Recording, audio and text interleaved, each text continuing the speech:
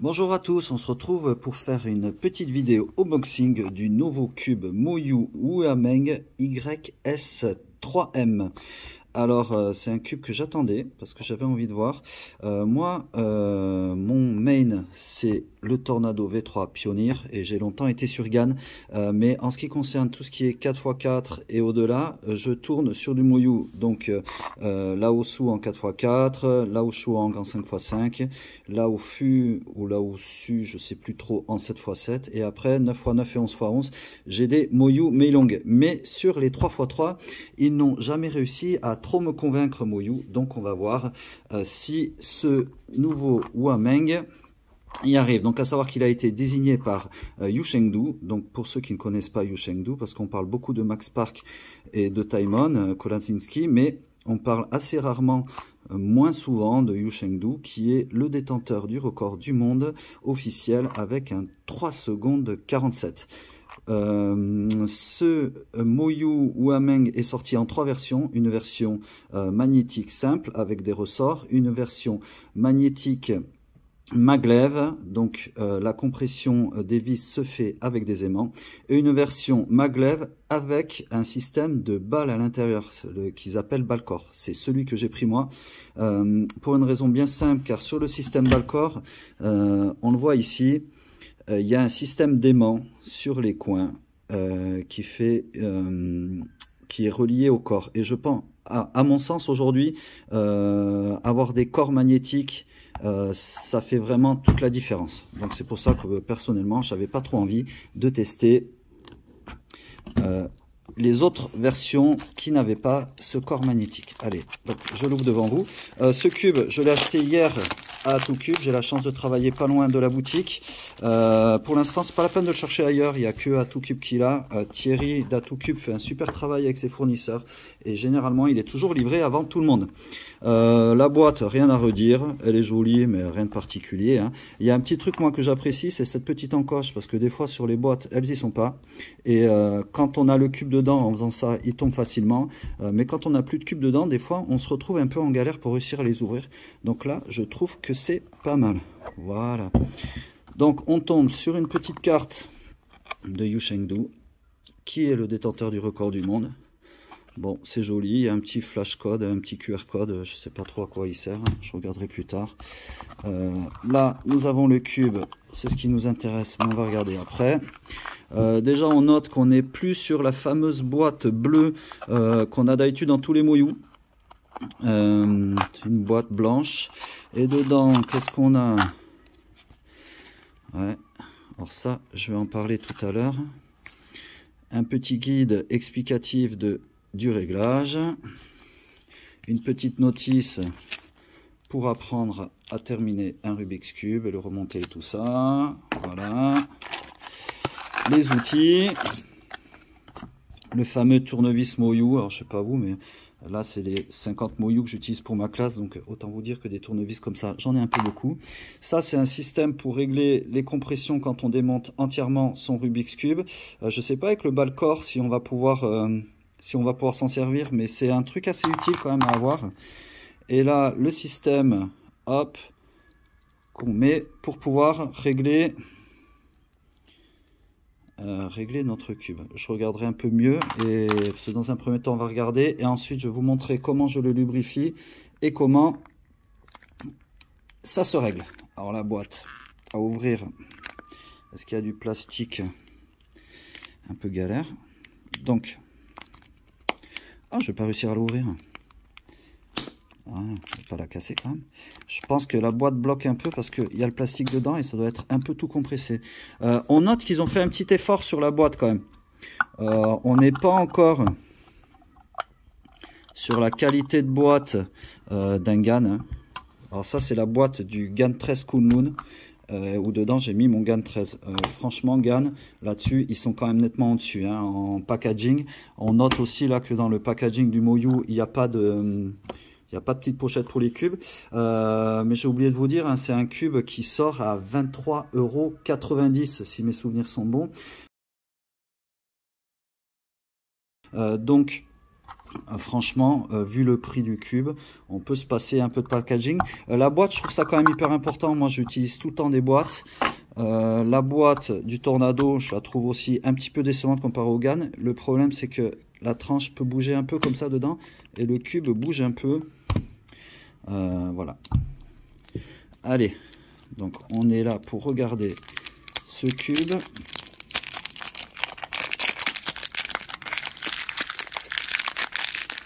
Le Wameng YS3M en version Balcore. Alors déjà, je peux vous dire que c'est très sec, mais ça tourne bien. Très sec, c'est-à-dire au niveau du de la lubrification, il va falloir bien lubrifier ça. Ah, pourtant, il semble lubrifié. Et oui, et dedans, on voit bien la balle avec, hop, les aimants, hein. Pour moi, je vous dis, est assez important. Donc, on est sur un cube en 55. C'est-à-dire qu'on se retrouve sur un cube qui a la même taille, logiquement. On va vérifier, ouais, voilà. C'est exactement la même taille que le Tornado V3. Moi, c'est une taille que j'aime bien. Après, ça, c'est les goûts et couleurs. Ah, vous voyez, à côté d'un GAN 13, le GAN 13 est légèrement plus grand. C'est pas grand chose, mais 1 mm, ça joue quand même pas mal. Au niveau des couleurs, voilà. Bon, moi perso, je trouve ça un peu terne. C'est sûr que la finition UV de GAN est exceptionnelle, mais maintenant que j'utilise beaucoup le Tornado, c'est vu que c'est devenu mon main, quand je reprends le GAN 13, limite, je trouve un peu trop flashy. Donc, comparé au Tornado, je les trouve les couleurs un petit peu plus ternes. Mais peut-être que ça va pas trop déranger. Le cube est quand même relativement beau. J'aime bien le logo qui change de leur petit autocollant qu'on avait sur les Moyu normaux. Voyez au niveau des couleurs, alors ça c'est un RS3M 2020. Ouais, on est sur des couleurs identiques au RS3M. Hein. Donc si vous êtes sur des RS3M, vous n'allez pas être choqué. Hein. Voilà. Voilà de ce que je peux en dire maintenant. Joli cube. À voir après au fonctionnement. Donc moi dans une deuxième partie, là je vais le démonter, je vais le nettoyer, je vais le relubrifier devant vous pour vous montrer comment je lubrifie ça, pour le régler aussi. Et après je ferai un petit avérage avec pour voir ce que j'en pense et je vous dirai tout ça dans une deuxième partie. Alors on se retrouve rapidement parce que j'ai entièrement démonté le Wameng. C'était pour vous montrer un petit peu le corps avec cette balle. On vérifie bien que, on peut bien voir que les coins, alors vous n'allez pas le sentir, mais moi je le sens bien là, ils sont aimantés. Enfin, vous le voyez, ça tient tout seul. Je trouve que ça amène vraiment une stabilité au cube. C'est pour ça que moi je suis parti sur cette version et que les deux autres versions ne m'intéressaient pas sans cette version aimantée. Par rapport à ce que je vous disais tout à l'heure, ça c'est un outil qui logiquement se place comme ça pour pouvoir remonter le cube.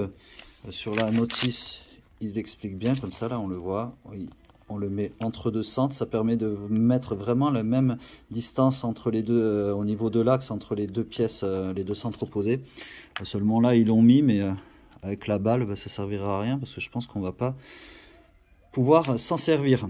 Voilà, et tant que j'y suis, je vous montre, parce que dans la documentation, il parle de nid d'abeille, je crois, pour les pièces et éviter les frictions. Voilà, donc les pièces sont jolies, à voir effectivement ce que ça donne. Je vais le remonter et on se retrouve pour que je vous montre comment on le lubrifie et on le règle. Ça y est, j'ai remonté le cube. Donc là, je vais vous montrer comment moi je le lubrifie. C'est pour ça que j'ai nettoyé, parce que j'aime bien utiliser mon lubrifiant. Pour être complètement honnête, c'est pas parce que j'utilise ce lubrifiant que c'est le meilleur. Moi, j'aime bien ce setup-là. Il y en a plein de différents. Je pense franchement que quels que soient les lubrifiants que vous utiliserez, le cube sera quand même bon.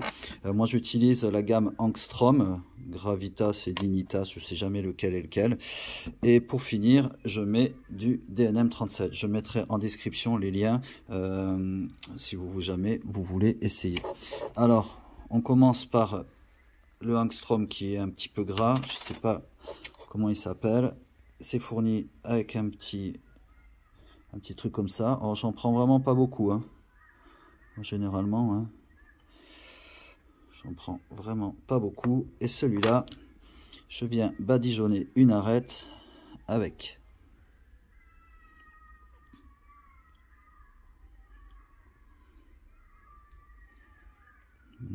peut-être un petit peu plus quand même. Celui-là, c'est le plus visqueux, donc c'est plutôt celui qui assure un peu le contrôle du cube. Voilà. Ensuite, je prends l'autre Armstrong, le blanc, qui lui assure plutôt la vitesse.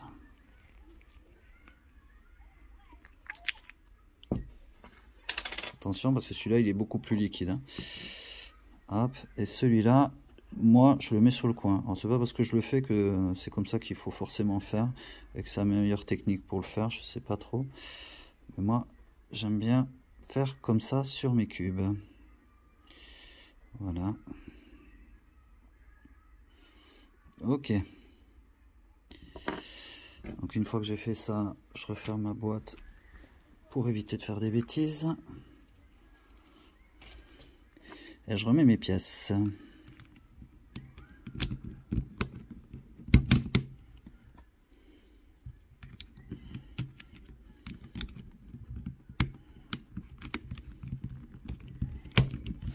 Voilà. Hop, j'en mets un petit peu partout. Moi j'aime bien la texture que ça a après, une fois avec ces lubrifiants là. Une fois que j'ai fait ça, je rajoute 3 gouttes de DNM 37 à l'intérieur. 1, 2, hop, j'aime bien en mettre une à l'envers. Voilà. Et là, mon cube est prêt, presque prêt, parce que vous avez sûrement noté que je n'ai pas remis un centre, parce que je vais vous montrer comment ça se règle. C'est assez simple en fait, hein. Vous prenez le petit outil là, qui est ici, que vous venez insérer, il y a 2 petites encoches là. Vous venez les insérer et ça se tourne dans le sens contraire des aiguilles d'une montre, et il y a 9 crans, et vous allez voir quand vous arrivez au 9e cran, ça fait un clac et le truc est le plus bas, hein. Là je pense que je vais en faire 7, 3, 4, 5, 6, 7, voilà c'est normal parce que moi j'avais réglé au cran 2, voilà, moi je les ai tous réglés au cran 2 pour qu'ils soient assez lâches, parce que j'aime bien les cubes quand ils sont un peu desserrés, c'est pour ça que j'apprécie particulièrement le Tornado V3 pardon, Pioneer, car tu peux vraiment le... Et moi je l'ai réglé au 2e cran, il est assez desserré, mais il reste quand même très contrôlable. Voilà, donc maintenant ce que je vais faire, c'est que je vais faire une petite moyenne. J'espère avoir le temps de faire 25 cubes avec, et je reviendrai pour vous dire un petit peu ce que j'en pense. Mais en tout cas, pour l'instant, je suis plutôt emballé. Il a l'air pas mal, surtout vu son petit prix. À tout à l'heure. Ça y est, j'ai fait une petite moyenne sur 25 cubes. Je m'excuse pour le bruit de fond. Alors pour ceux qui ne savent pas encore, je suis professeur des écoles et j'ai profité un petit peu d'un temps de calme entre midi et 2 pour faire ça. Je viens de faire une moyenne sur 25 cubes. J'ai fait un AO 25, donc à 18.16 ou 14, je ne sais plus. C'est un petit peu au-dessus des temps que je fais actuellement, vu que je suis plutôt autour des 17,60. Mais bon, vous allez me dire 17,60, 18, 14... c'est pas trop non plus, donc ça reste dans ma moyenne. Ça peut m'arriver de faire des moyennes à 18 et quelques les jours où je suis un peu fatigué ou comme ça. Donc voilà, au niveau des sensations, c'est un bon cube, hein. Je le trouvais un petit peu lent, enfin perso. Assez stable quand même, alors que je l'ai bien desserré. Voilà, alors moi, forcément, je suis en comparaison de mon main, hein. Mon main, le Tornado V3 Pioneer, voilà, que je trouve vraiment beaucoup plus rapide que ce cube, qui est quand même vraiment plutôt pas mal. Je voulais vous montrer 2-3 petits trucs aussi. Donc il parle du corner cutting à 55 degrés. Bon, là on y est clairement. Le corner cutting est excellent. Le reverse est pas mal aussi, hein. Il parlait d'un auto-aligning de 25 degrés. Je pensais que c'était comme pour les GAN. Les GAN, logiquement, si tu les mets comme ça, ils s'alignent tout seuls. Tu fais quasiment jamais de plus 2. Voilà. Bon, c'est pas flagrant là, mais lui, je ne l'ai pas trop ressenti ça, hein, dans mes résolutions. Voilà, et je voulais finir parce que je vous avais parlé de la boîte. Alors, c'est vrai que j'avais une boîte sur un WRM Maglev que je trouvais horrible. Là, la boîte, bon, elle est plutôt pas mal, je trouve. Au niveau de l'ouverture, j'avais un peu galéré, vous l'avez vu dans l'unboxing, parce qu'il faut appuyer presque les 4 en même temps, quoi. on pourra l'ouvrir. Donc ça, je trouve que de ce côté-là, ils ont fait un bon travail. Donc en résumé, à 23,90 €, je trouve que vous êtes sur un très très bon cube. Concrètement, je vais le rôder un peu plus pour voir ce que j'en pense. Concrètement, je pense qu'il va pas surpasser mon Tornado V3. Hein. Je pense que je vais rester dessus. Mais le Tornado V3, je crois qu'il sort dans les 36-37. Presque 40 € si vous prenez la version Pioneer. Donc là on est quand même sur un cube qui est à 2 fois moins cher, donc ça reste une très bonne alternative. Voilà, donc plutôt un bon cube que je conseille pour tous ceux qui ont un petit budget ou qui ont envie de tester, qui aiment bien les Muyou en général. Voilà, c'est plutôt une agréable surprise pour moi. Voilà, j'espère que cette vidéo vous a plu. N'hésitez pas à me mettre des questions en commentaire si vous en avez, et je vous dis à bientôt.